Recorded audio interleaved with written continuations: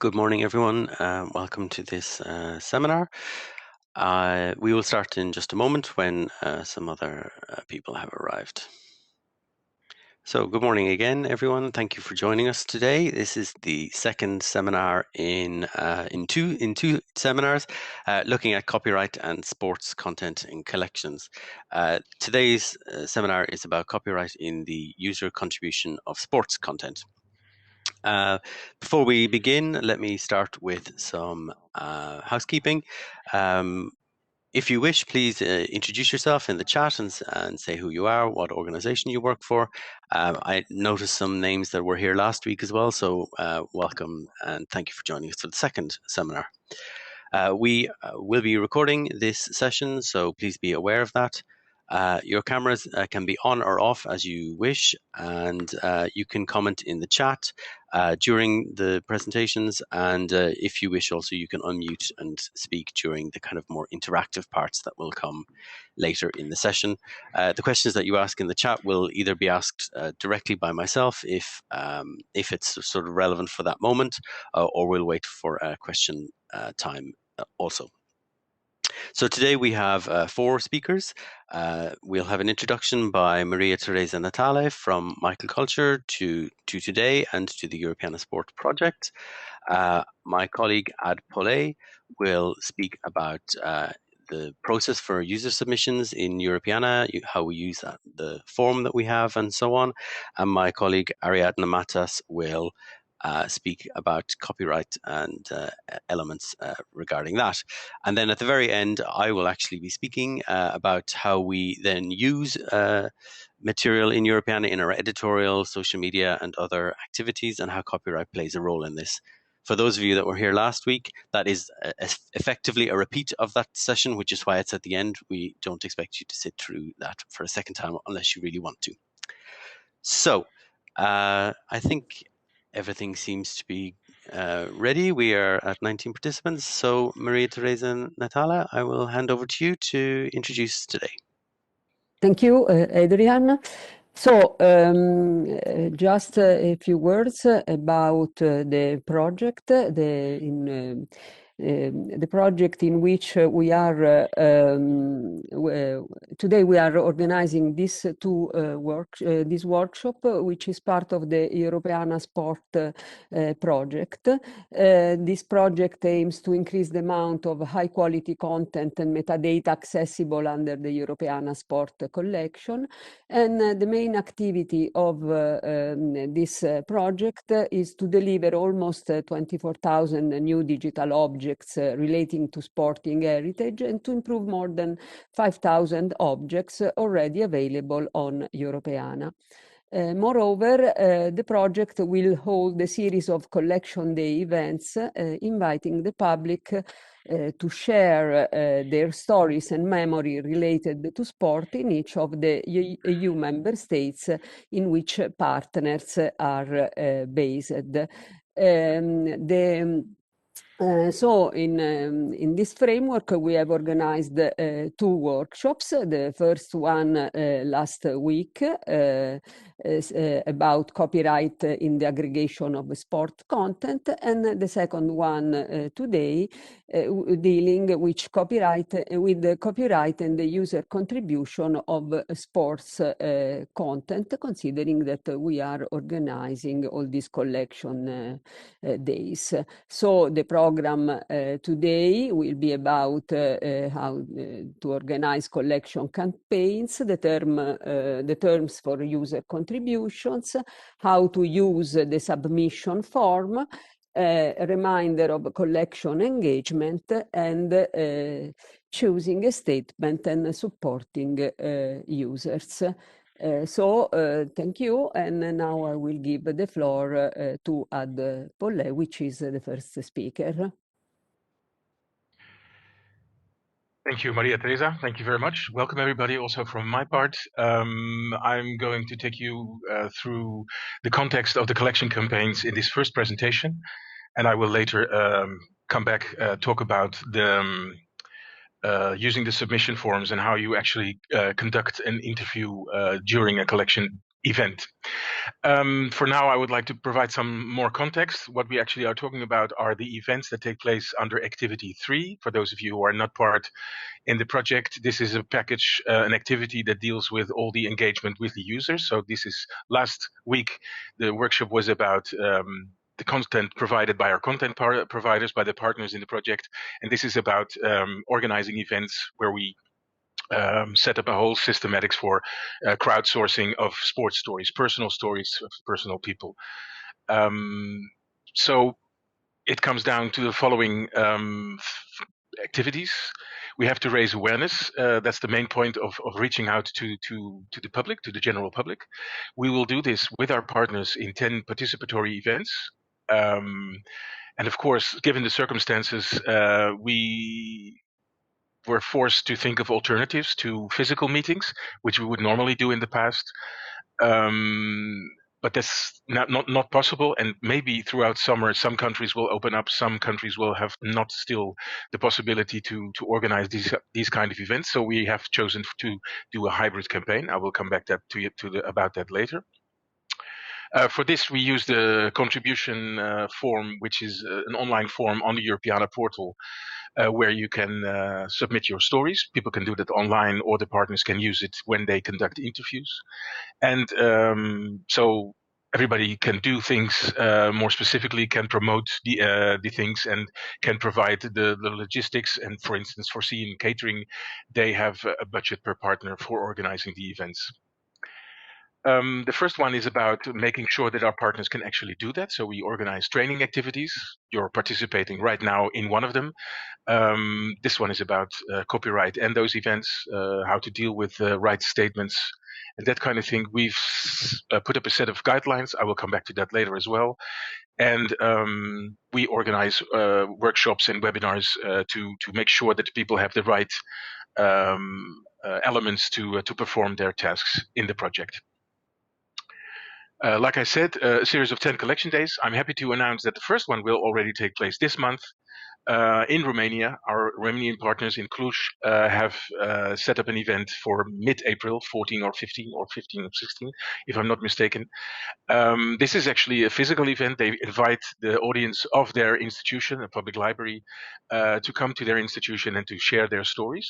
So this is a very good way of having that opportunity. Of course, they will also do this according to the current national guidelines in Romania concerning the COVID-19 pandemic. It's about general sporting activities, but in general, our engagement activities will give special attention to cultural diversity, social inclusion, gender equality, that kind of thing. It's the broadest picture of sports that we would like to share here, and that we would like our audience to involve in. The other task is about what partners actually have to do with user-generated content. What we expect our partners is that they monitor all the contributions and edit them where needed, and that includes also the digitized objects that come with them. They can record an interview if they like. They can then transcribe it and write up the stories later, and then use the upload form on behalf of the contributor. What we expect from them is the same accuracy when it comes to the quality of the data as they do with the content that they provided directly to Europeana from their own collections.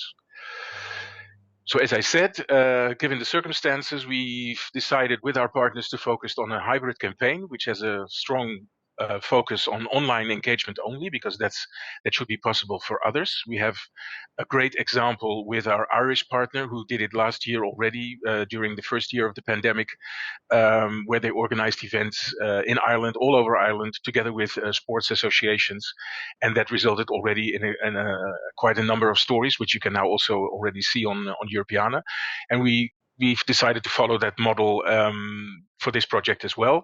But as the Romanian project, the Romanian Collection Day already shows, where the country allows, where the institution sees a possibility to invite people, they can also have physical events. And other partners will do so as soon as the regulations in their country allow them to do that. So hopefully we can have people sitting together. I must say the picture on the right is actually already describing the. No, people are sitting still too close to each other, so that's not possible. Anyway, just to conclude this first bit, some tips for events that I would like to give to maybe newcomers to this conversation. Make sure that you focus on one sport, one team, or one sport event so that you can address a large audience related to that sport, that team, or that event. At best, as the Irish example showed, is to team up with a sports club or an association so that you are sure that you have and the people with the knowledge about the sport, but also the network to reach out to. Try to connect your events maybe to local sporting events that take place, a championship or something on a national scale, but then focus more in your neighborhood. That's also possible, of course. But I think the connection with a sporting event that generates large publicity will also allow you to reach out to a bigger audience by making good use, for instance, of a hashtag in social media that connects to that event.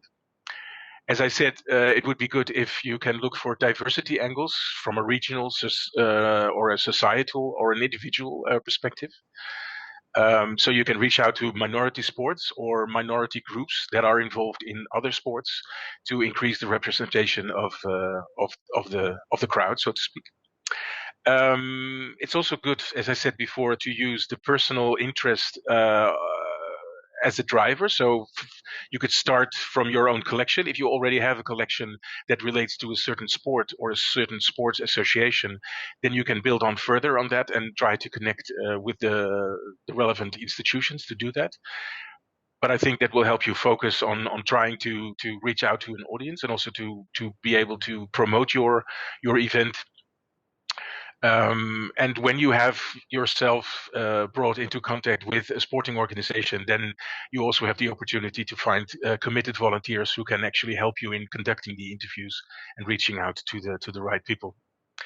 And as always, in all our previous initiatives, from the First World War to migration, we're always after stories that show the human dimension, not only in sport, but the human dimension.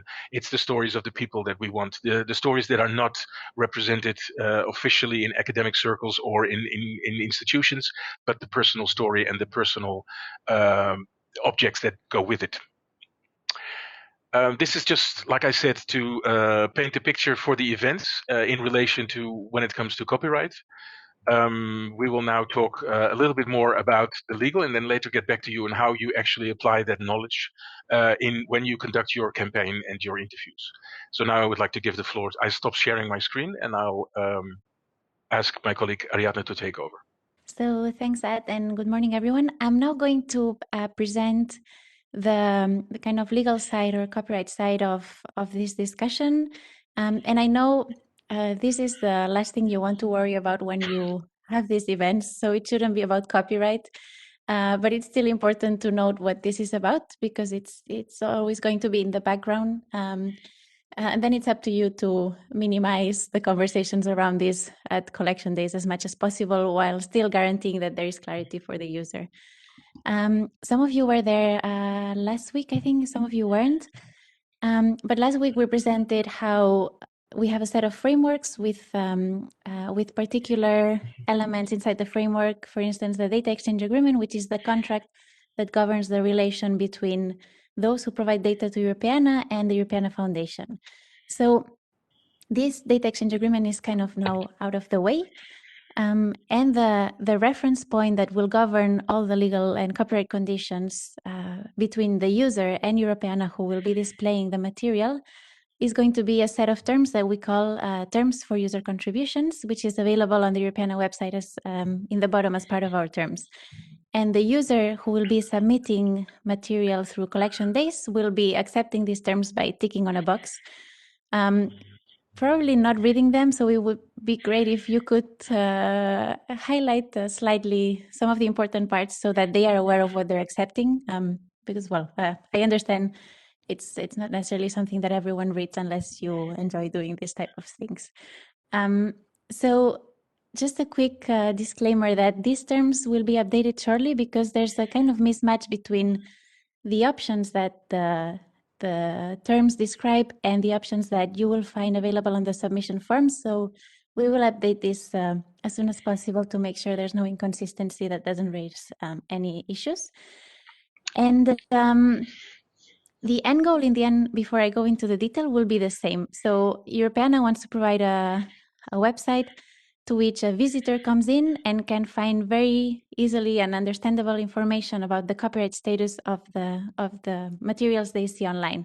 So we want to simplify life for the visitor that might want to use then this material on research, education, or other activities. That means that we will be asking the users who contribute material via collection days to make some copyright decisions through the standards that we normally rely on, so that we can then provide this very simplified information on our portal. This is a bit more challenging than in a context where it's the institution making such a decision, because the user will normally not think about these things.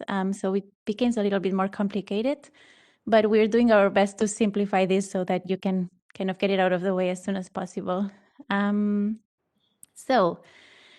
As I was saying, these terms for user contributions are the set of terms that govern the conditions that the user will be accepting when submitting data to Europeana. And so when it comes to copyright, it's very similar to what the data exchange agreement would ask a data provider to comply with.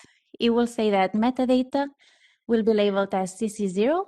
So the metadata, the information that the user will be submitting through the form, will be made available with no restrictions on reuse. And as part of this, at the moment, the stories will also be considered metadata, just from a purely copyright perspective. The terms don't make a differentiation, and our portal doesn't make a differentiation either, in terms of assigning it a different license. So at the moment, the story that the user will be sharing will also be labeled CC0. And that is important to highlight to the participant, because they're not only putting that story up online, but they're also allowing it for it to be reused with no limitations. So I don't know if that might be challenging for some of them, but they should note that and consider that fact. And when it comes to the digital objects, so the images that they will be uploading, and Ad will walk you through the submission form, so you will see when that happens. The terms for user contributions say that they will be labeled either CC by SA if they are in copyright, or with a public domain mark if they are out of copyright. Also, a quick note that the terms also establish that only people above 16 years old can participate. And if they are below 16 years old, they should bring with them an authorization from their legal representative. And so I was saying that this is what the terms say, but I gave you kind of the disclaimer that there's a bit of a mismatch between what the terms say and the practice. So when you use the submission form, you will see that, stories and metadata, that won't change. They will still be CC0, but when uploading the digital object, the options that will unfold, where the user will have to choose what right statement is assigned to the material, will be 3 and not 2, as I was saying before. So they will have CC by SA in principle for material that is still in still in copyright, the public domain mark for material that is in the public domain, but they will also have the right statement copyright not evaluated for material for which they have not evaluated the copyright, which will be most of it. But I will get back to this later. It's not great to use this statement, but we understand that in some cases it's very important to have that option. So this is what you will see in the submission form, or what the user will see in the submission form. However, if you are logged into the submission form, you will have not only these 3 options, but all 14 right statements that Europeana normally works with. And if I understand that correctly, given that if you are there supporting the user in filling in this information, you will be logged in principle, and therefore you will have, instead of these 3 options, you will have a drop-down menu with all 14 right statements that Europeana works with. So it's not a very user-friendly drop-down menu, but these are the statements that you would effectively be relying on. And apologies again for this mismatch. This is something we need to solve at the technical level, but it's taking a little bit long. So we're kind of assuming now that you will have the user there bringing a digital object, and 14 right statements to choose from that, like one of them needs to be chosen to be assigned to the material. So what we'll do now is try to simplify your life as much as possible, because it doesn't make sense to have to choose among all these options or to have to consider them all every time. So I'm going to highlight a few that might be the most suitable ones in this context.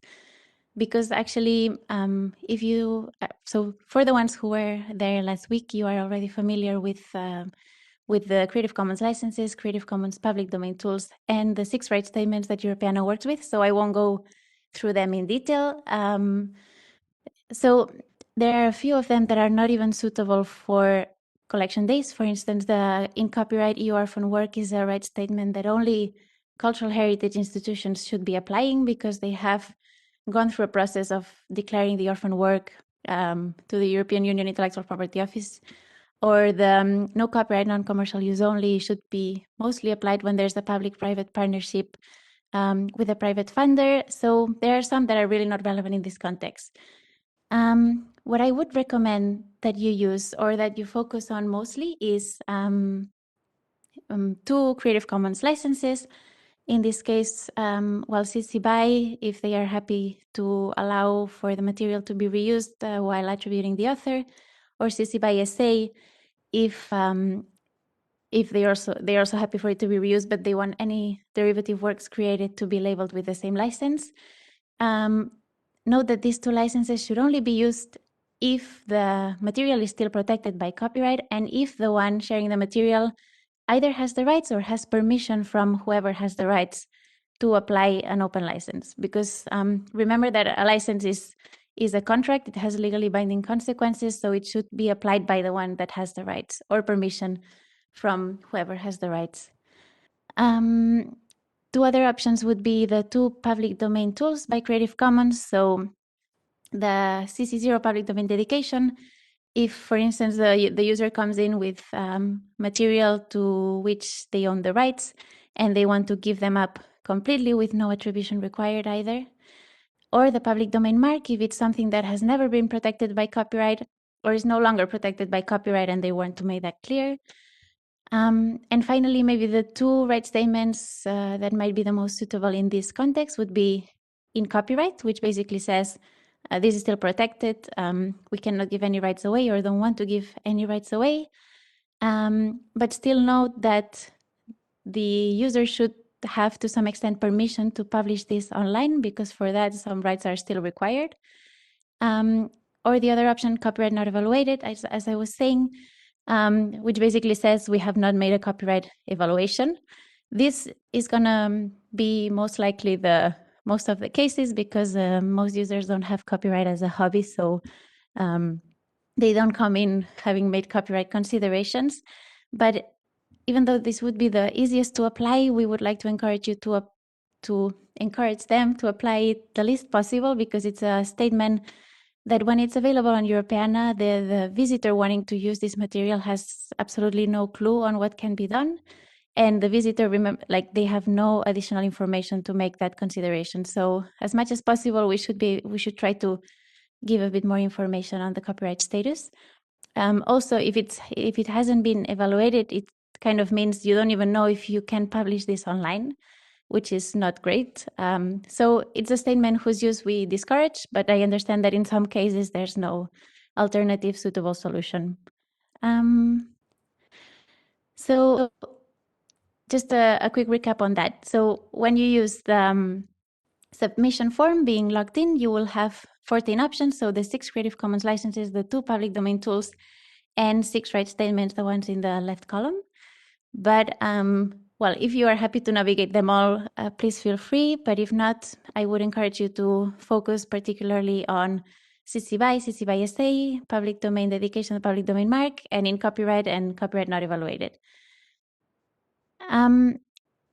So we have created a set of guidelines. You will have them among the documentation. Some of the tips we give you in these guidelines when making such a decision are the following. So the user might come with an object and take a picture of that object. When we evaluate the copyright, we focus on the object, not on the picture of the object, because in digital cultural heritage, there's always this double layer, but we don't want to add additional layers of copyright. We want to avoid that. So it's really about focusing on the object that they bring or the photograph that they bring, not the photograph of the photograph or the photograph of the object. That's also how we evaluate whether the right statement is accurate at Europeana. So it's really focusing on the physical or born digital, but if born digital, but on the physical object. Generally speaking, if the material is in the public domain, if it's really, really, really old, let's say, and the user is confident that that's the case, then the ideal situation would be to use the public domain mark. But if the material is still likely to be protected by copyright, in which case you would have the option of the in copyright statement or the CC by SA licenses, then you should ask the question, first of all, can you actually make this available online? And if so, do you have permission from the rights holder, or are you the rights holder to give additional permissions to whichever users will come in and access the material?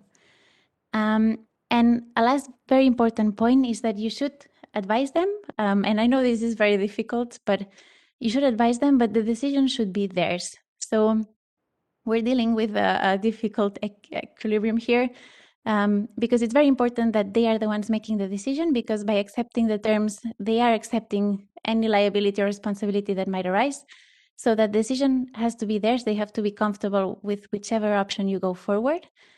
But because they are likely to have to be a bit clueless around copyright or around right statements, you would have a role in advising them. But try to remain kind of an advisor and not choose on their behalf. That's quite important. And so the last point that I wanted to make, which is related to that, is about liability and takedown, which is also reflected in the set of terms. The terms say that it's the responsibility of the user to share with us non-infringing content. So if there's a very clear copyright or privacy or other type of infringement, it's the responsibility of the user to make sure that's not there, let's say. We can try to check this, but, and yeah, of course, our moderation is important, but in paper, it is their responsibility and they are the ones, let's say, assuming the consequences. And then we also clarify to the user that because this will be made available online on Europeana and maybe other platforms, and that users might come in and use this as they wish, in line with the licensing principle. We also make it clear that we're not going to monitor these uses. So we cannot promise to the user sharing this material that everyone else will respect the license or that everyone else will use the material in line with what would be ethical, for instance, in such a context. So we don't make ourselves responsible for whatever third parties will be doing. So they should be aware that they're putting this online and that we cannot control what will happen later on. And a very important point is that through the terms, we also reserve the right, actually we reserve the right to take down content without even notifying the user. If we can notify them, that's even better, of course, but the contributor. But we have the right to remove the content anytime if we think there are any possibilities that the content is infringing. So takedown by third parties can also be requested by emailing notice@europeana.eu. And so, well, this is an important point also, because if the user shares the material and is unsure about the copyright status, thinks maybe it's infringing, but I'm not entirely sure, they can also be confident that anytime we would be very happy to remove it if there's any doubt. So we will be diligent on this side as well. So I think that's all from my side. Yeah.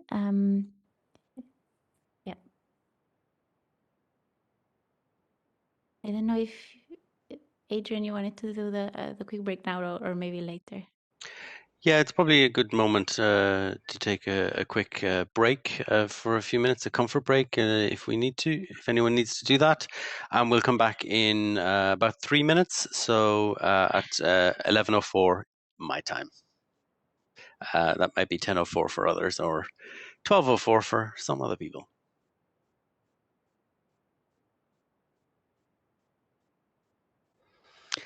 Okay, it's 11:04, so welcome back. Hopefully you were able to enjoy your comfort break, and if nothing else, take your headphones off because they're not pleasant to wear at all times.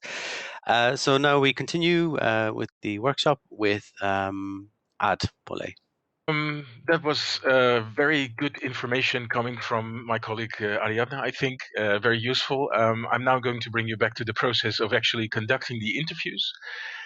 So basically, as I said in my first presentation, there are two ways when you engage with your audience. Either they do it themselves directly online, and as project partners, you have to monitor those contributions, first of all, because they are most probably in the language that the partner speaks and reads and can edit. So basically, the starting point is this contribute form, which I will show later how it looks like online. But in the case that you meet in person and that you more or less upload a contribution from a user in person, then you have to make sure that they fill in a form.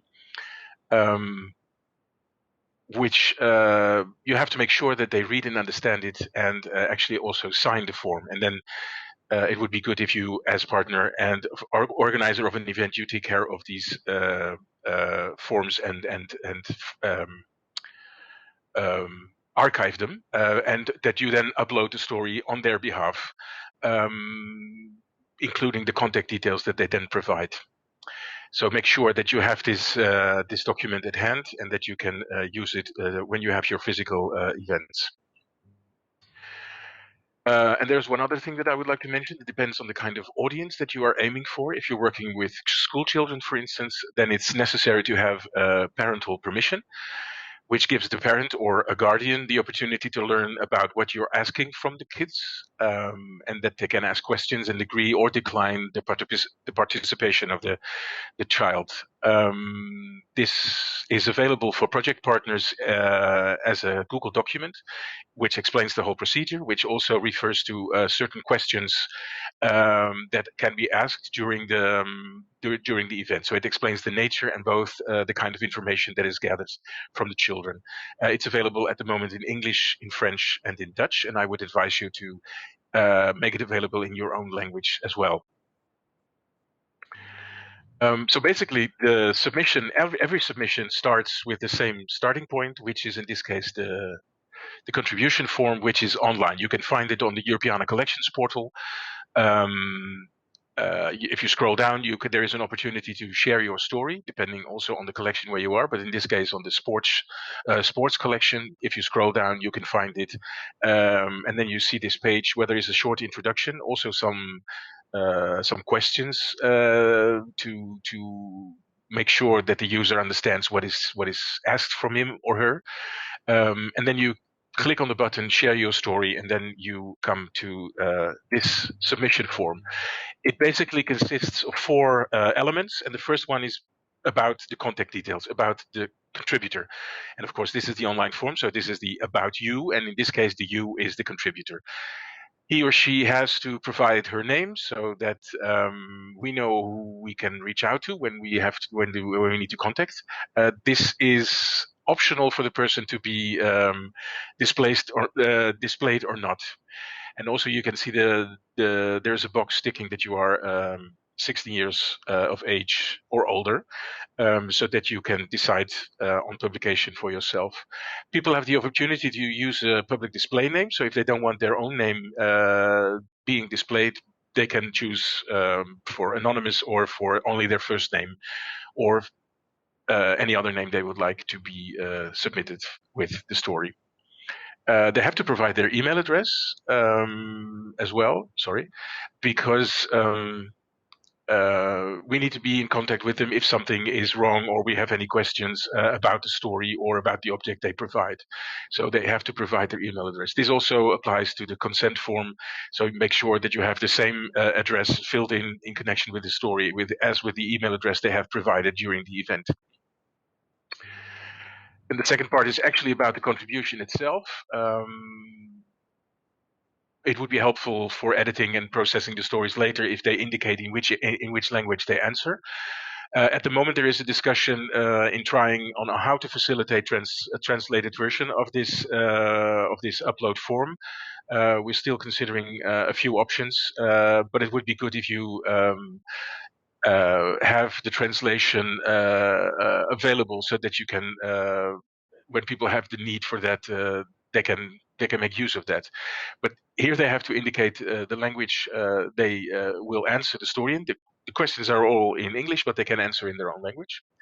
The second element here is to give the story a title, and I would advise you not to do that, not to start with that, because that's 9 out of 10 times already telling the stories.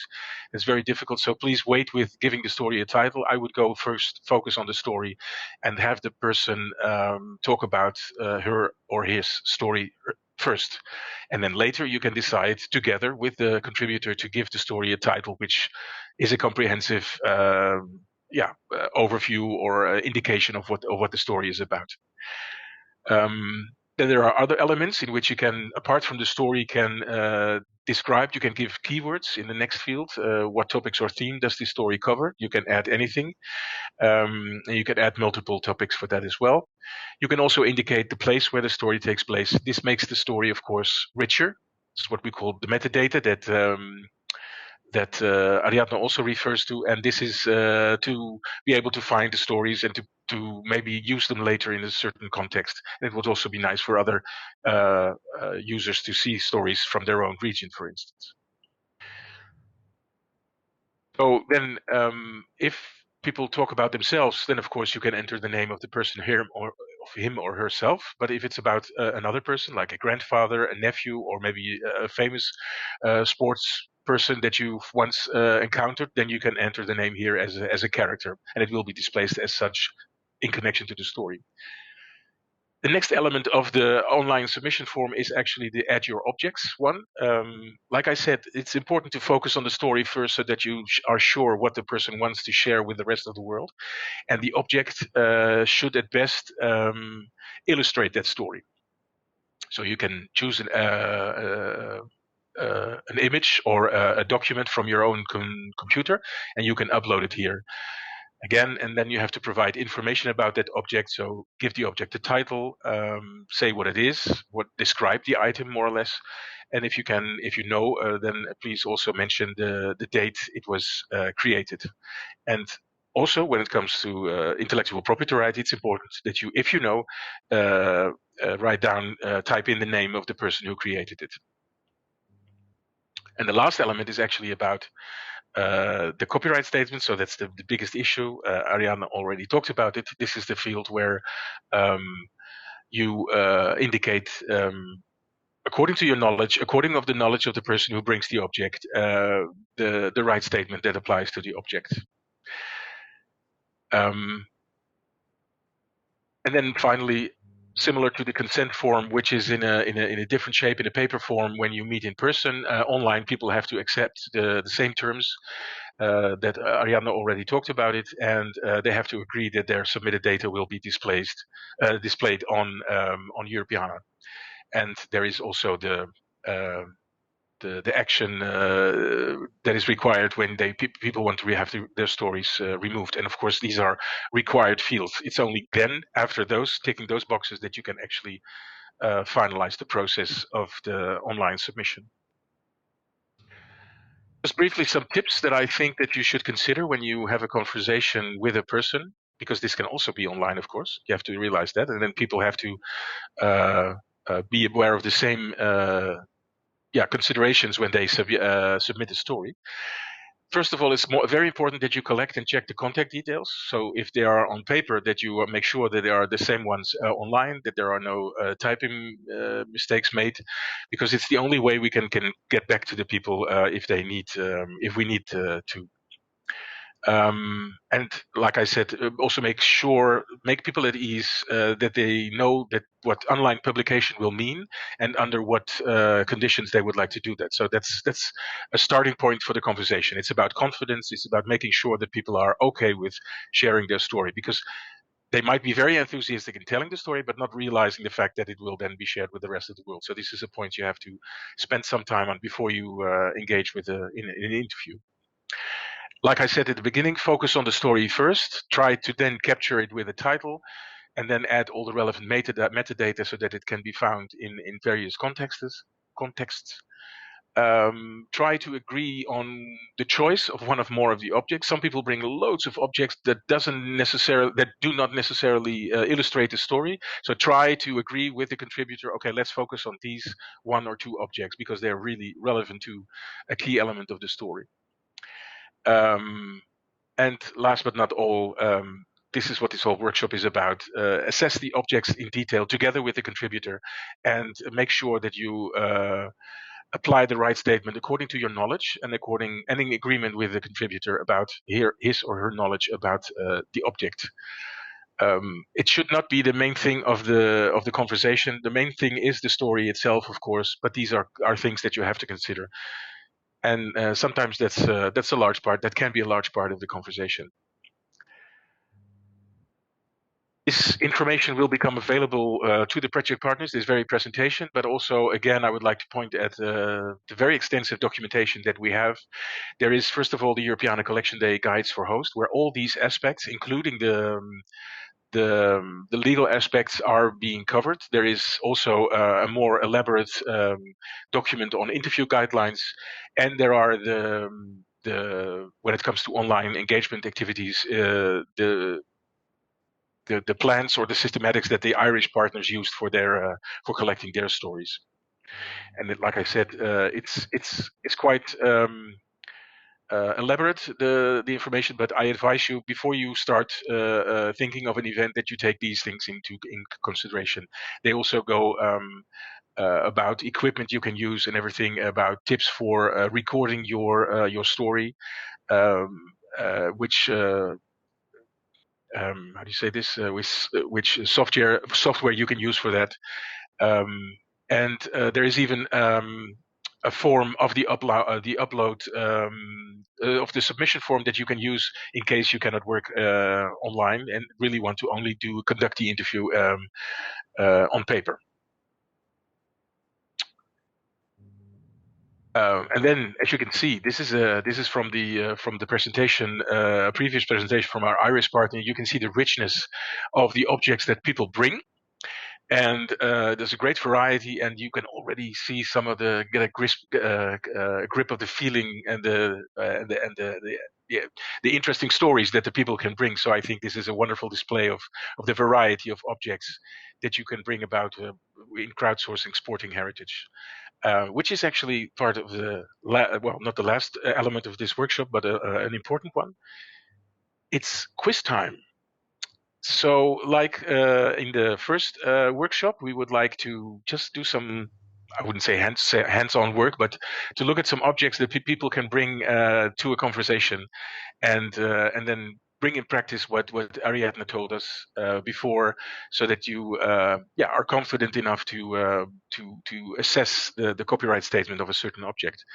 And I guess this is one of those times that you just open your mics and that we engage in a discussion about some of the objects. So please feel free to raise your answer. The first question is dealt with by Ariadna. Maybe you can explain a little bit more. Okay, so thanks, Ed. So question number 1, let's see what all of you think, and you can type it in the chat or unmute your mics, as I was saying. So let's imagine a participant wants to share this photograph taken in the 1900s, whose photographer is unknown. What copyright statement would you advise, and again, advise, not apply yourself, but advise the participant to use? Unlike the last workshop, there is a slightly more correct answer in this case. The last workshop was a little bit complicated with assessing whether something is original or not, but okay, we see 2 C's, 3 C's. An A. Ad and Adrian, do you have thoughts as well? I would say probably C, because of when it was taken. Okay. So like if I had to choose, I would probably also say C, but of course the context might change, but it's very, very, very likely that this photograph is now in the public domain. Copyright not evaluated would of course be, so option A would of course be the most comfortable one to apply. But again, this doesn't, then when it's available on Europeana, this is like saying, don't use this because we have no clue about the copyright status around this. So it's not useful to the user, it's not useful to Europeana for editorials or engagement campaigns. So if you can get the user to be comfortable with making such an assessment and of course analyzing the context, we should, yeah. And David says, yeah, that it doesn't look like, yeah, you're the expert, so I will believe you. Maybe it's not from that age. I think I saw it in the metadata in Europeana, but maybe I misread it. So, well, let's say it's a very, very hypothetical example. Maybe we can go to the next one, Ad.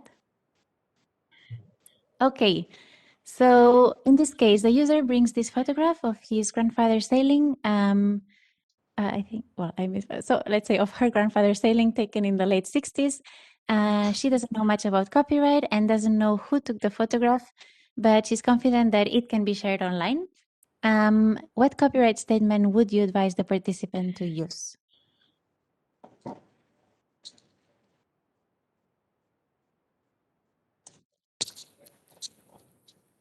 Maria Teresa, A. A.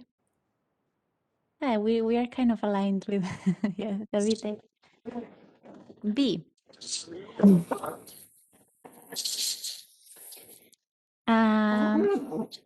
Well, personally, in this case, B is a little bit more risky. So the first step, it would be kind of saying that this is most likely still protected by copyright if you assess that this photograph is original or enough to be protected. But I think we can make that assessment. If you get there, then if you don't know the photographer, you probably don't have enough permission to allow further reuse. So CC by SA would be a bit too much. So in this case, you could simply indicate that it is still protected by copyright as a very there's a very high chance that that's the case. That's what I would say. Well, but I'm open to other options. As always, it's arguable. It may be sometimes I've noticed as well at events like that, if people don't know exactly who took the photograph, they might have an idea that maybe it was a professional photographer or it was their uncle or, you know, it was somebody in the family took it. And that's maybe a factor in that as well. A professional photographer is different to a family member, for example. Yeah, definitely. Yeah, and talking about the risk or the legal risk that might exist eventually, much smaller if, I mean, the uncle will probably never sue us for making this available online, whereas maybe a professional photographer would be more uncomfortable with that. Okay, let's go to question 3. So a user shares a photograph of this ice stick, which is an instrument, according to the metadata I found on Europeana, associated with a winter sport in Norway. What copyright statement would you advise the participant to use? And again, it's about the object we see and not the photograph of the object. So it's also simpler to decide. Okay, Evelyn says A.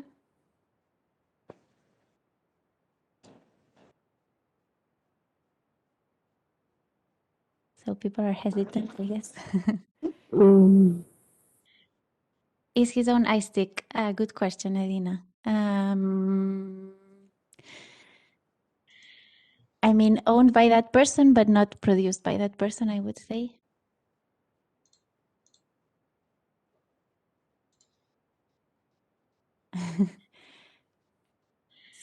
Aisha says C. Okay, and yeah, Maria Teresa says B.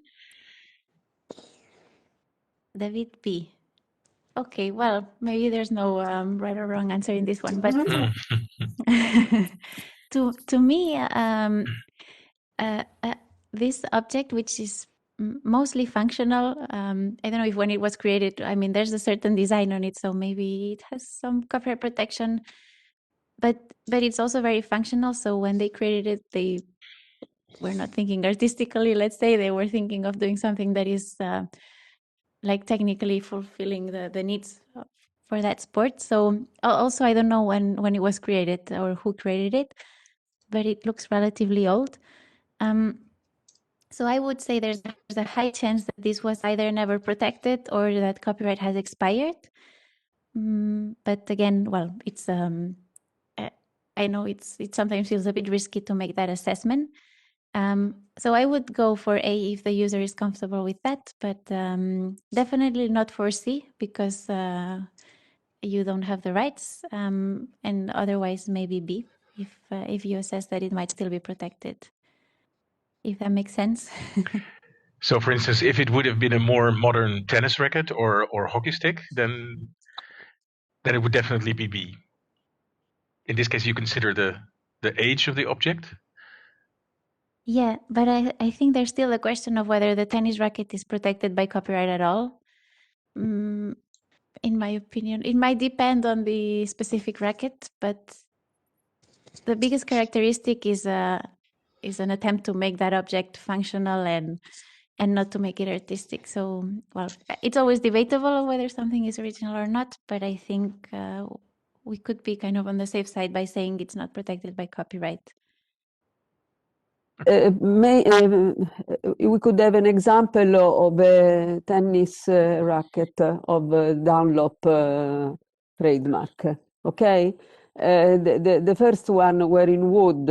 Let's say that they were of the beginning of the 20th century, but for sure the right have expired. But I'm sure that Dunlop is a trademark protected. So let's say that if the picture was of the beginning of the 20th century, we could say public domain mark, while if it is more recent, it is in copyright. I think like I think we had a conversation about this at the last workshop, but that one's always a bit tricky. Dunlop is a trademark, so it's subject to a different set of rights. So we can kind of isolate that from the picture, and this is purely a copyright assessment. I don't think, but I can remember maybe some other people in the call have a bit more knowledge on trademark rights, but I don't think the rights assigned to the trademark Dunlop limit the type of use that one would make, for instance, under the public domain mark. So I don't think we would be violating the trademark law by assigning it a public domain mark in the public domain, and it should be purely a copyright question in this context. But yeah, I'm worried to I don't want to tell you yes or no for sure. Although maybe it will be my role to tell you, but I'm not entirely sure. Ariadna, it's David. Hi, David. Hola. Hi. You are talking about the copyright of the object, but when this is published in Europeana, how do you know that the copyright refers to the object and not to the image of the object? Yeah, that's a good point.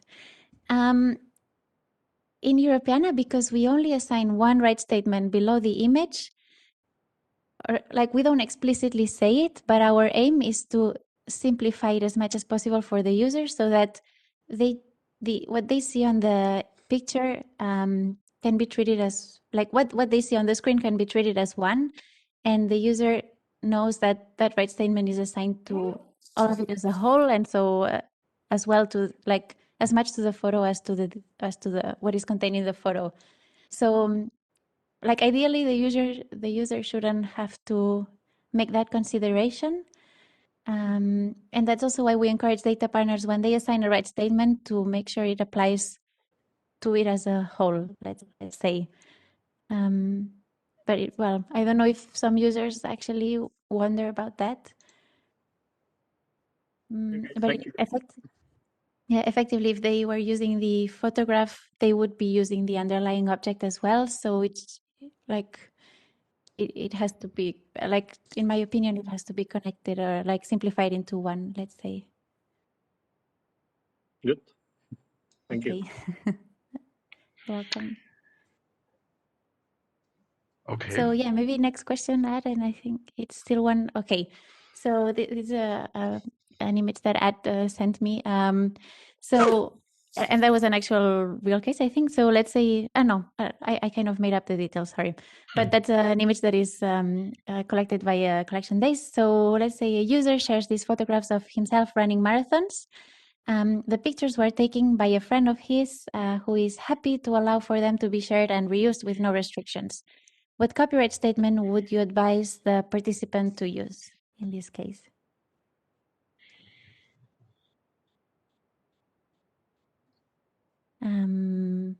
We have a C.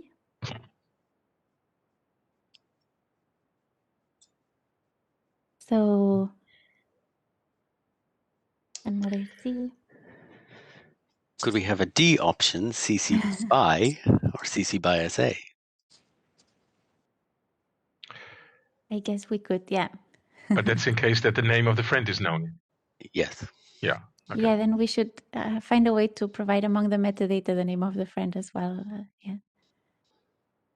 I don't know if the submission form allows for that actually. It does. Okay. Okay, great. Yeah, so then definitely that's another option.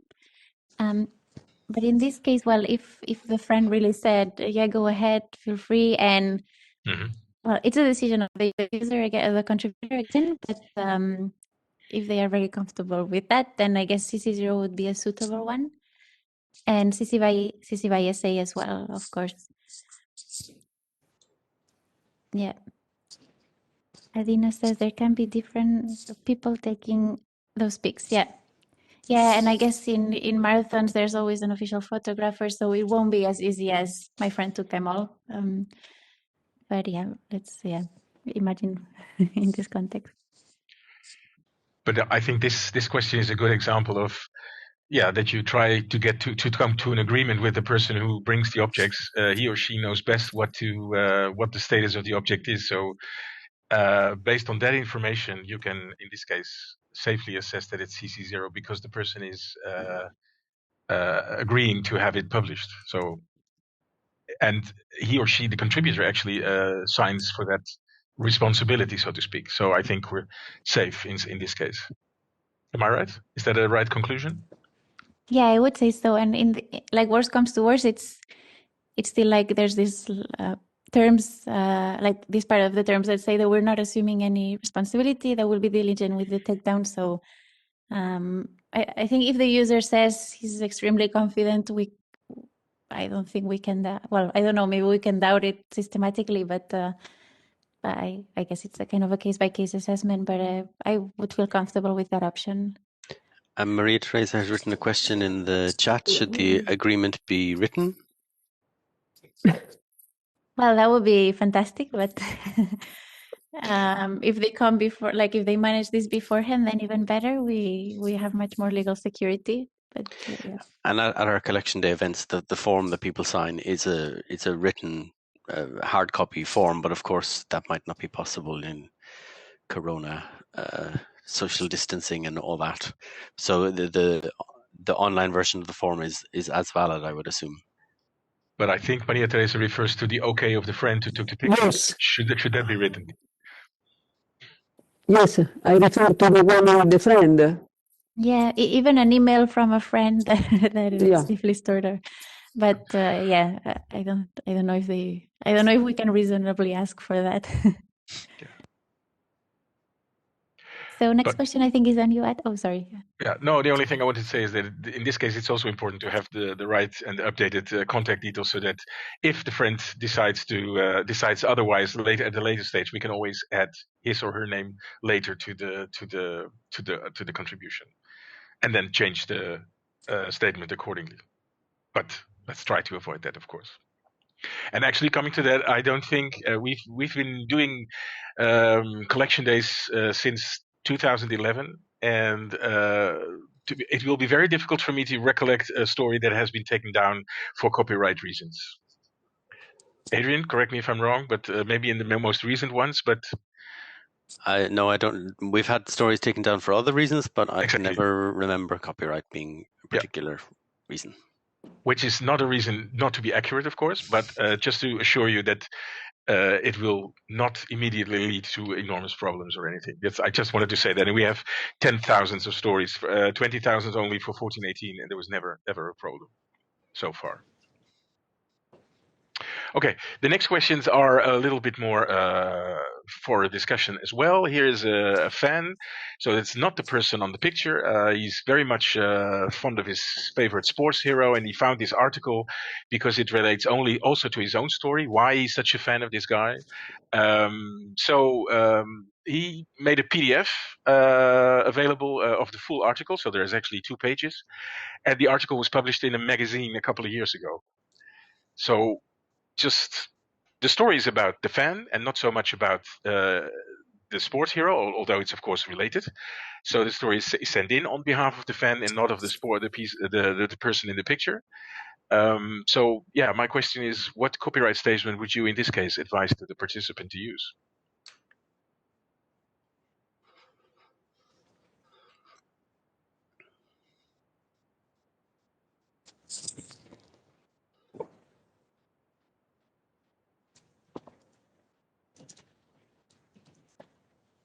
All right. A lot of B in copyright. A lot of B's, and I think that's fully correct. Ariadna, do you have any remark for this? No, that sounds reasonable. Yeah. Yeah. This is a good story. I mean, good in that sense. This is very clear cut. The other one is something that also might happen to you when you organize your event. Here's Mr. Nudge. He's an amateur historian in Hungary, and he has documented the history of his local rowing club. And he is so proud of his work that he would like to share it with the rest of the world. So he offers it to put it all online, including all membership lists from the beginning to today. And all those lists, of course, contain the personal names and addresses of people up to today, actually. So what would you advise when you have the final conclusion? Okay, which objects are we going to connect to this story? So this is a more of an open question. You can answer still in the chat, but you feel free also to say something, raising your voice.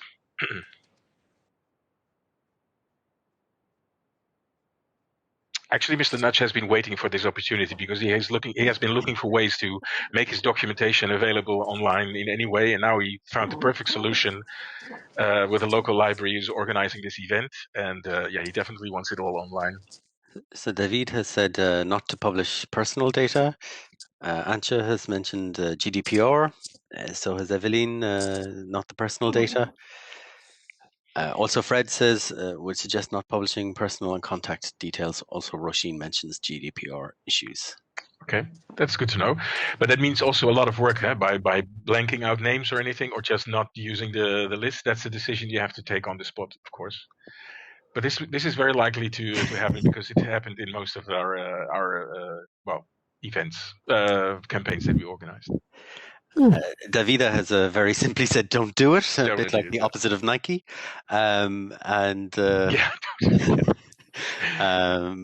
think I would probably agree that we definitely shouldn't put full names and addresses. But maybe it's about having a conversation with the amateur historian to find the right material to share. Okay, good. Another question is. A woman who brings a portrait of her son. He was a medal-winning gymnast in the 90s, and she has lost contact with the painter for some reason, but she says, yeah, you can use it. Actually, I asked the painter to make this portrait, so I own the rights to the picture. I paid the artist. I'm the owner of the painting. So what in this case would you be advising her? I mean, it's a perfect illustration to a story, of course.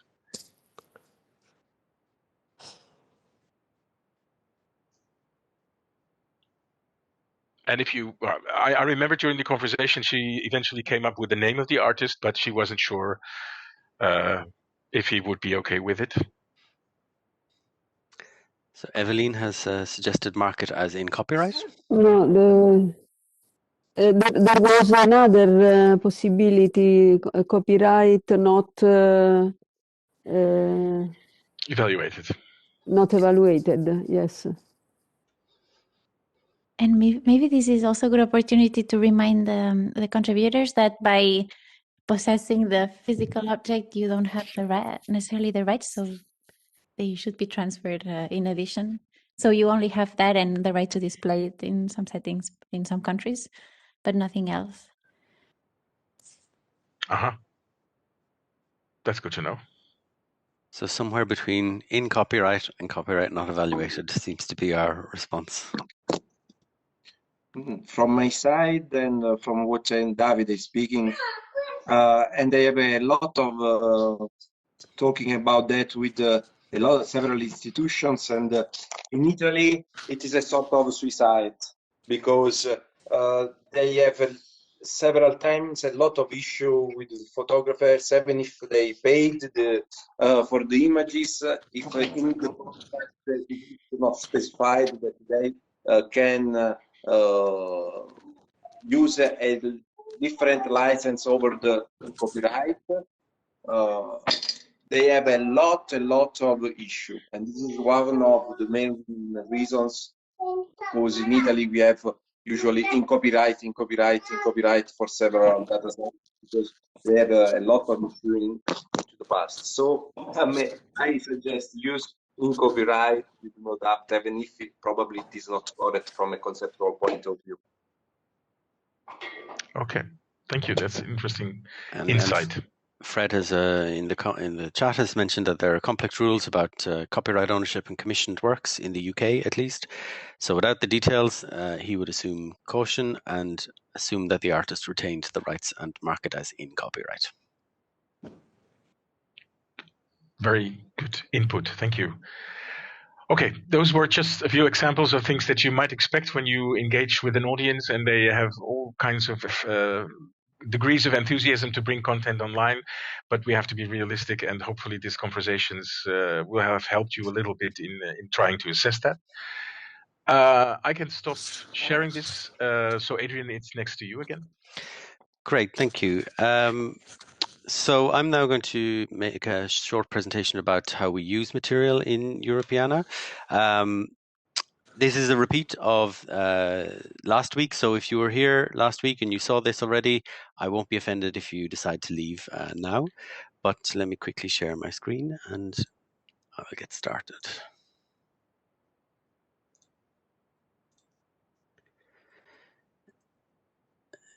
And here we go. So, you can see my screen okay? Yes. Yeah, great. So on Europeana, we present editorial on engaging cultural heritage on diverse topics from diverse sources for learning, for work, or just for fun. And copyright is an important consideration which determines how we present these collections on Europeana and other sites beyond. So for those that don't know, our editorial and engagement objectives on Europeana are to encourage audiences to discover and engage with collections about European cultural heritage, to tell compelling stories about collections, people and objects, and showcase Europeana as a diverse and rich source of cultural heritage, and maximize our reach via extensive social media marketing.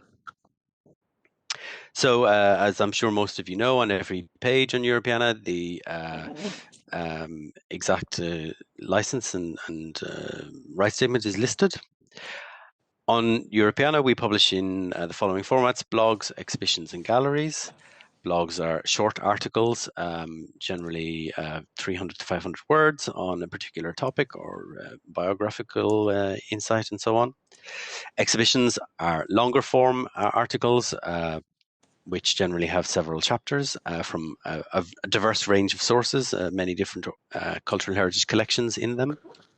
And galleries are compilations of 20, 30, 40, 50 images from different sources on a particular topic. So when it comes to licensing, our blogs, exhibitions, and galleries, all on Europeana, can feature digital objects with any license or rights statement from the Europeana licensing framework.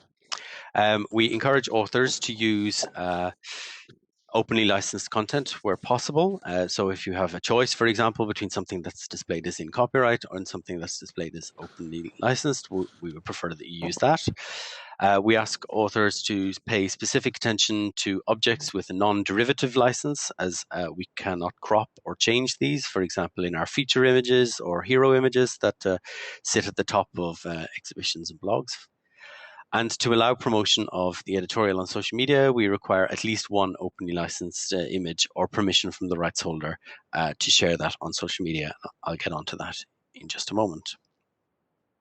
We also feature from time to time material from outside the Europeana website, such as, for example, from the Smithsonian or R2K or other websites like that. And if they have an open license, we can use those. If they are in copyright from outside the Europeana website, they can only be used if specific permission has been obtained by the author from the copyright holder. So in practice, on Europeana, we can feature anything with the following 14 Creative Commons licenses or right statements.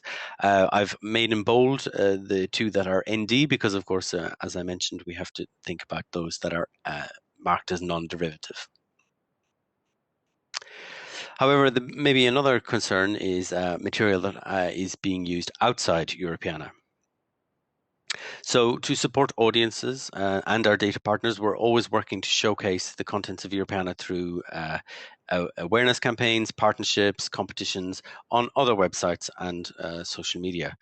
For this, in terms of licensing, to adapt and upload material to social media and commercial platforms, we require images and media that either have a Creative Commons license that does not restrict the creation of derivatives, that does not place commercial restrictions on it, so nothing that is marked as NC, for example, that are in the public domain, that have no known copyright restrictions, that are openly licensed, or where we have permission received from the copyright holders.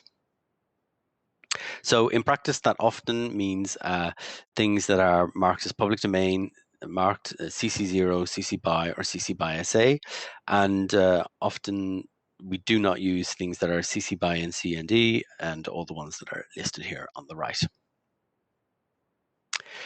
Some examples of where we might use these things are our annual competition, GIF It Up, which we run in collaboration with Trove, DPLA, Japan Search, and Digital NC. And in these two examples, one has been listed as public domain, the one on the left, which is from the Netherlands Institute of Sound and Vision. And in reality, that's a film which has been turned into a GIF by one of the competition participants. And the one on the right is from the Kulturarv Västernorrland in Sweden. The Creative Commons license is CC BY SA, and that those allow people to create derivatives, to make GIFs, to remix and adapt them, and to upload them to Giphy and Twitter and any other commercial platform. We also, from time to time, make coloring books on a specific topic. In this, what we're doing is creating a version of the image stripped of its color and brought down to a line drawing. So we are making a non-derivative, we're making a derivative version of that and adapting it. So the example that you see here is listed as being public domain, so we are allowed to make those choices.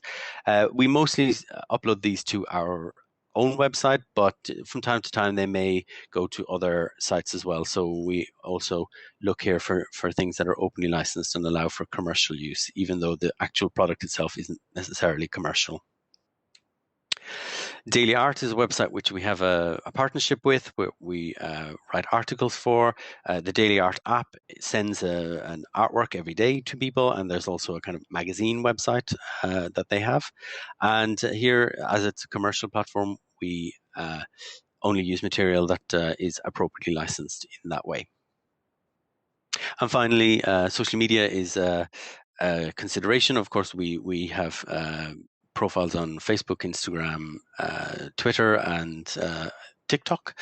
And here again, we also use material that is openly licensed and is allowed to be uploaded to their to those platforms. And in doing so, of course, we are agreeing with the conditions of those platforms that we are able to upload the material to those platforms.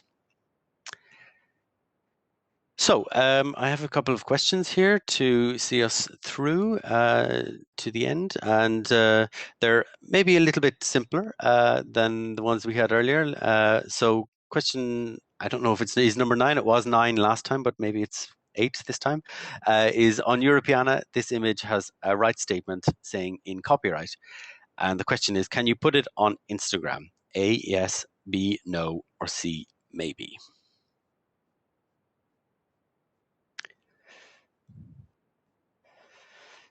So Davida is saying no. And I think most people are saying no. I think that's the correct answer in a way, but you could also perhaps say C, maybe, if you had the permission from the copyright holder to do that. Fred is saying A, yes. I'm intrigued as to why. So am I.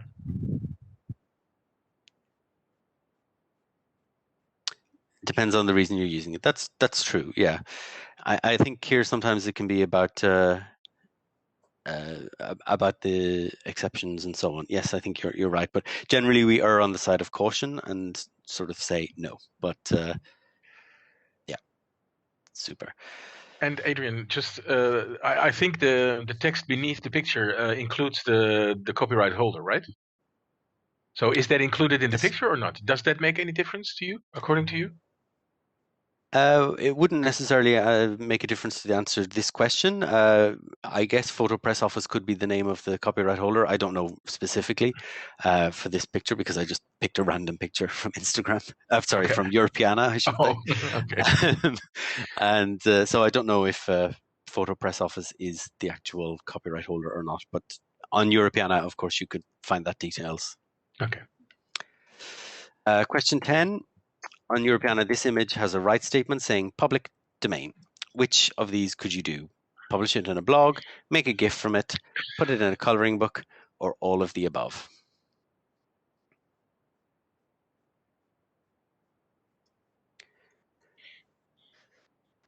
So most of the answers are D, all of the above, and this is a relatively simple question. So yes, all of the above. And finally, question 11. On Europeana, this photograph has a CC BY license. What must you remember to do? Crop the image to the ball. B, I'm trying to think of something to write here. B, credit the photographer and/or institution, or C, colorize the photograph. The image in question here is from the National Library of Israel. Eveline has said yes, and Aisha has also said to B, credit the photographer and/or institution, and that is an element of the CC BY license is that you must attribute the image to the right parties. So that would be correct. Ariadna, shall I hand over to you to speak about this next slide? Thanks, Adrian. So this is a quick reminder that the Europeana Network Association, so particularly in the Europeana copyright community, we have initiated, and Fred Sanderson, who is here, is also part of this. We have initiated what we call copyright office hours. So an informal space, we meet every 6 weeks, and we welcome people to come in with their questions or doubts. And it's not meant to be particularly a way to provide legal advice, but it's a place where some of the people in the copyright community steering group that are familiar with some practices can point you at good practices or good examples that you could refer to for your own work. So hopefully a place where we can help you sort out some of the copyright challenges. And of course, as it's open to everyone, but it's to a large extent also a space where we want to be able to support Europeana data providers and Europeana project partners. So feel free to join us. Then the next ones are tomorrow, but there's going to be more of those as well. And I think I can make a comment on that slide as well.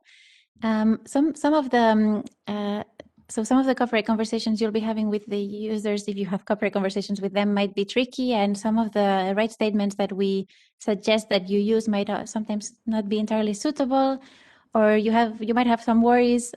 So noting that we want to update our terms for user contributions eventually, it would be great if some of you are interested to have a follow-up conversation after you have had the events and get your impressions on what worked, what didn't work, and where we might need to update our terms to make them more usable for this type of activities. So we will ping you later on for that. Once we spoke together about the possibility that Europeana publishes a page with question and answer concerning specific problems with copyright. You told me that you were collecting some issues and that perhaps you were preparing this page. Did Europeana publish this page or not yet? Yeah, we published an FAQ, but it's a work in progress, so we will be updating it. I'll try to put a link here. Yes, but it does not refer to, it mostly refers to questions that come up when aggregating content from the collections of heritage institutions, and not so much to user collection days. Yeah, okay, but it's useful anyway. Yeah, and I don't know if Adina is still in the call. Well, she has some more information on other products we're preparing, but like to provide guidance, but maybe this will come up later on. Well, I think at that point, I think we have reached the end of today's workshop. Our email addresses are here if anyone needs to contact us with any particular questions or follow-up from today. So I would like to thank all of you for attending. Thank you very much for your participation and answering our questions and contributing to the discussion. Thank you, Ariadna and Ad, for your presentations and guidance through this often difficult topic at times.